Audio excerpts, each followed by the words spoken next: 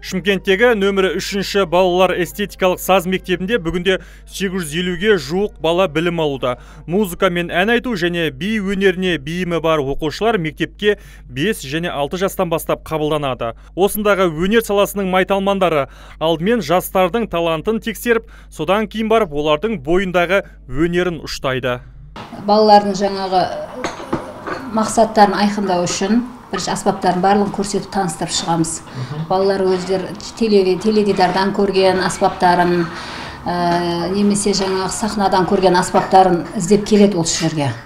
Тіпті кейбір балдар қандай аспап екенін атын да білмейтін балдар болады да осы жерге келіп, осындай бір аспап бар еді, мен көріп едім деген кезде біз барлық аспапты көрсетіп шығамыз. Кабинеттерді аралатып балдарға.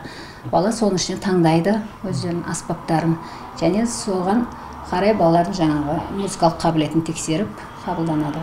Саз мектебінде оқушылар ән айтудан бастап би билеу және түрлі ұлттық аспаптарда ойнау сынды өнердің 15 бағыты бойынша білім алуда. Мәселен, қобыз бен домбыра және жетігенде шебер ойнауды балалар 5 жылда меңгерсе, фортепиано мен скрипка сынды сәл күрделеу аспаптарды үйренуге 7 жылын жұмсайды екен.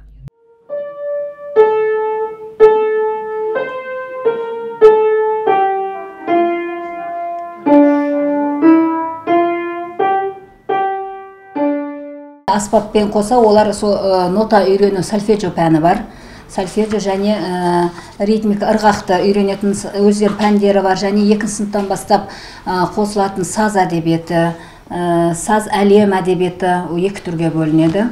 Қандай аспапты игеріп жүргендерін біз байқауларда көрсетеміз. Республикалық байқаулар, оның ішінде осы қалада өтіп жатқан байқаулардан өткен оқушыларды біз Алматы, Астанадағы байқауларға жібереміз. Республикалық ән байқауларында жүлде алған жастарды саз колледждер мен өнер мамандықтары бар жоғары оқу орындары жеңілдікпен қабылдайды екен. Осы орайда нөмірі 3-ші балалар эстетикалық саз мектебіне балалар мектептегі сабағынан тыс кезде келіп кетеді. Осындай өнерлі жастардың бірі Аяна Өстемір.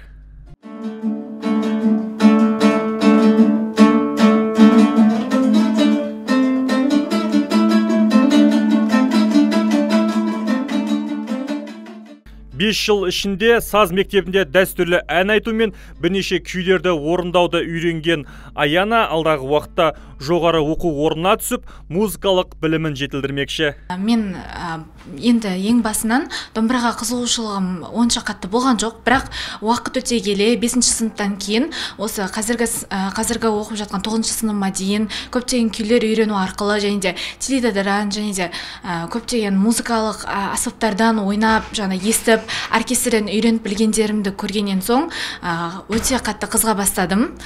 Ары қарай осы болашақта көптеген дәстүрлі әндерді үйреніп, өзім қазіргі кезде үйренбеген немесе одан да қиын күйлерді үйреніп, сондай бір үлкен жетістікке жетсем деймін. Өнер өлкесіне қадам басқандардың қабілетін шыңдайтын саз мектебінде балаларға би қимылдары да үйретіледі.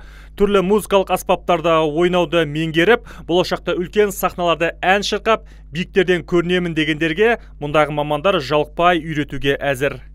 Ерлан Отарбаев, Мұрат Адинаев, ТВК телеарнасы.